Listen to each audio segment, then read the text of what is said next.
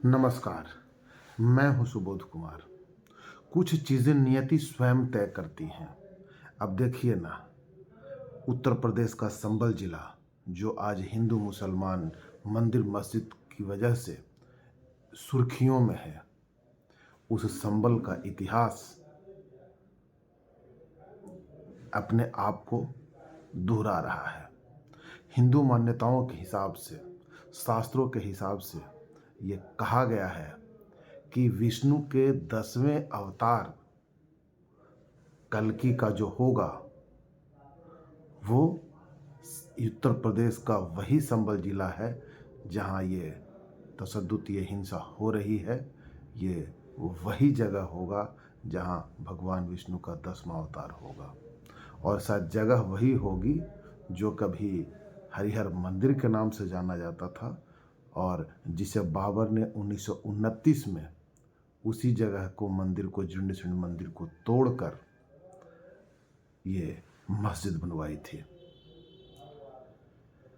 मुस्लिम की आबादी संभल में आज के डेट में हिंदुस्तान के उन बहुसंख्यक जिलों में है जिसकी आबादी तकरीबन 77% से भी अधिक है।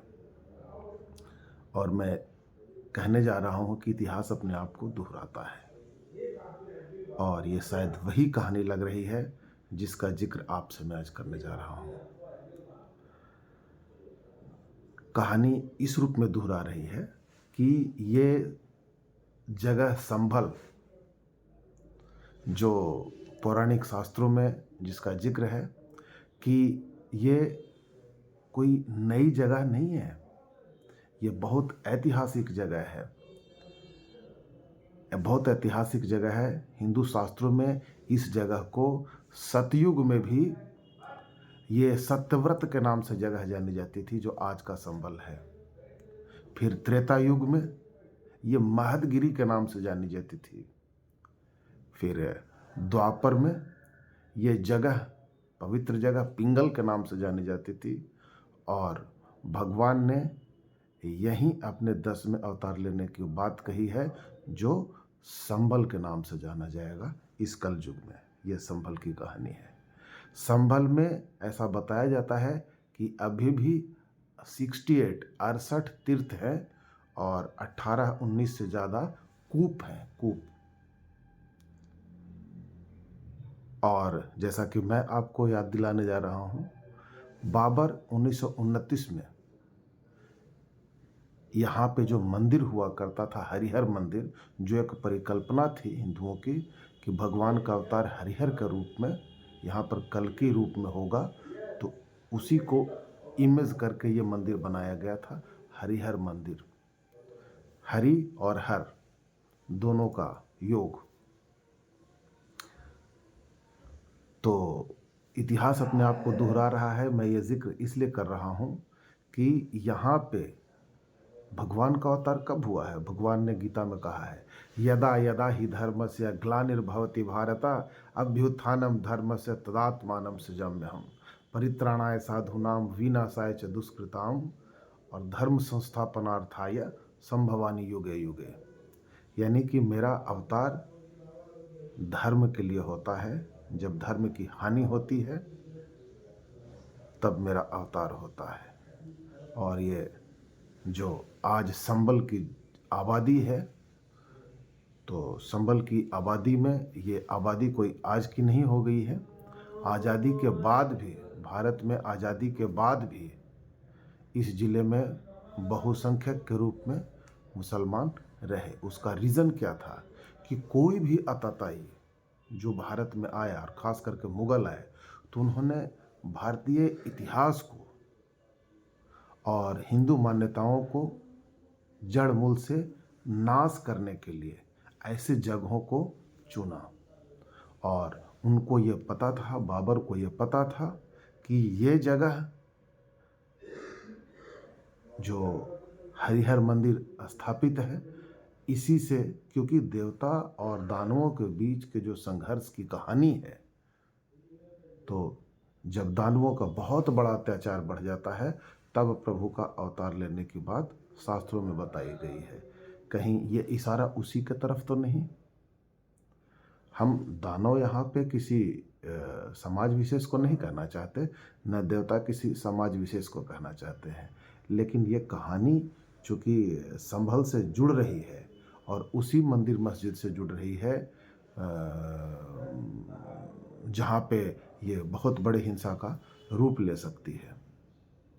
क्योंकि अयोध्या में भगवान राम ने त्रेता में जन्म लिया था, उसी प्रकार कलयुग में भगवान विष्णु का जो 10वां अवतार होगा वो संभल होगा। तो हिंदुओं के हिसाब से ये वो जगह है जैसा कि जेरूसलम एक पवित्र जगह, एक अयोध्या पवित्र जगह। तो इसके लिए बात बहुत आगे तक जा सकती है। न्यायालय के फैसले का इंतज़ार रहेगा। क्यों? क्योंकि केवल ये मंदिर मस्जिद का विषय नहीं, ये आस्था का विषय भी है जो हिंदू भी कभी छोड़ना नहीं चाहेंगे और मुसलमान भी इसका विरोध करता रहेगा, क्योंकि उसकी मान्यताओं के हिसाब से वो मंदिर है। विष्णु शंकर जैन जो हिंदुस्तान के एक ऐसे वकील हैं जो ऐसे हिंदू पक्ष की पैरवी करते हैं जो मंदिर मस्जिद से जुड़ा विषय होता है, और जिन्होंने राम मंदिर के लिए भी पैरोकारी की थी, पैरवी की थी। और ये अयोध्या से जिस प्रकार उनको जीत मिली थी, तो उन्होंने बहुत अध्ययन करने के बाद, और वो जिक्र करते हैं कि बाबरनामा एक बायोग्राफी है और आईने अकबरी एक बायोग्राफी है। आईने अकबरी को अबुल फजल ने लिखा था और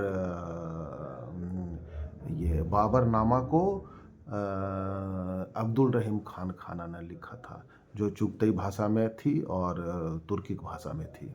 उसका फ़ारसी अनुवाद किया गया था और उसी के कुछ पृष्ठों में, बाबरनामा के कुछ पृष्ठों में इस बात का जिक्र है कि बाबर जब भारत में आया तो उसने संभल को चुना और संभल में ही अपने बेटे के को गवर्नर के रूप में वहाँ स्थापित करके, और संभल को ही एक विकसित क्षेत्र बना करके, और वहाँ एक मंदिर के जो मंदिर की जगह मंदिर के मस्जिद की स्थापना की, जो कभी हरिहर मंदिर हुआ करता था। तो एक बहुत रोचक कहानी आपको ये लग रही होगी, लेकिन ये एक रोचक कहानी नहीं, एक बहुत बड़ा संदेश है, भविष्य के लिए एक बहुत बड़ा संदेश है। हिंदू मान्यताओं के हिसाब से ये संभल जगह, और जो आस्था में विश्वास करते हैं उनके लिए कि भगवान का 10वां अवतार जिस जगह पे होना है, उसी जगह पे ये लड़ाई चालू हुई है। तो बहुत रोचक विषय है, देखते हैं आगे क्या होता है। चूँकि सर्वमान्य फैसला न्यायालय का ही होगा, तो हमें इंतज़ार करना होगा, आप सबको इंतज़ार करना होगा। इंतज़ार करेंगे हम लोग, क्योंकि न्यायालय इस देश का सही फैसला करेगा, गलत फैसला नहीं करेगा। हमारे लिए, आपके लिए कोई चीज़ आस्था का विषय हो सकता है, लेकिन जो चीज़ें जितनी ज़्यादा कानूनी रूप से पुख्ता होंगी, फैसला उसके पक्ष में आएगा। तो तब तक के लिए नमस्कार, धन्यवाद।